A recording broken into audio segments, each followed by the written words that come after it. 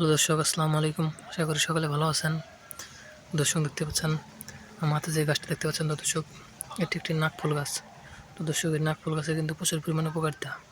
তো দর্শক দেখতে পাচ্ছেন এই যে নাকফুলগুলো, তো দর্শক এই নাকফুলগুলো আপনারা যদি সংগ্রহ করে এই ফুলগুলো যদি আপনারা নিয়মিত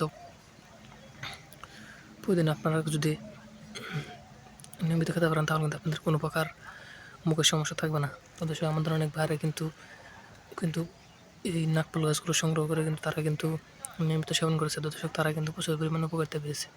তো দর্শক আপনার চাইলে কিন্তু এই নাকফুল গাছগুলো সংগ্রহ করে সেই নাকফুল গাছের থেকে কিন্তু আপনারা যে ফুলগুলো আপনারা সংগ্রহ করে এগুলো কিন্তু আপনারা প্রতিদিন নিয়মিত কিন্তু খেতে পারেন।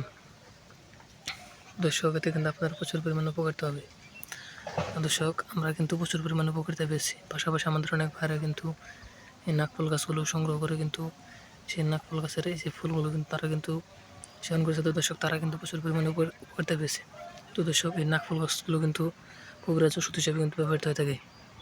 তো দর্শক আপনারা চাইলে কিন্তু এই নাকফুল গাছগুলো খুব সহজেই কিন্তু সংগ্রহ করে এগুলো আপনারা প্রতিদিন নিয়মিত কিন্তু আপনারা খেতে পারেন। এতে কিন্তু আপনার কোনো প্রকার মুখের সমস্যা থাকবে না। তো দর্শক এই নাকফুল গাছগুলো কিন্তু আপনার সচরাচর কিন্তু রাস্তার আশপাশ দিয়ে কিন্তু পেয়ে যাবেন। তো দর্শক আপনারা চাইলে কিন্তু খুব সহজে কিন্তু এই নাকফুল গাছগুলো সংগ্রহ করে আপনার এই নাকফুলগুলো আপনারা কিন্তু নিয়মিত কিন্তু এই নাকফুল গাছের ফুলগুলো কিন্তু আপনারা নিয়মিত কিন্তু খেতে পারেন। তাহলে এতে কিন্তু আপনার কোনো প্রকার মুখের সমস্যা থাকবে না।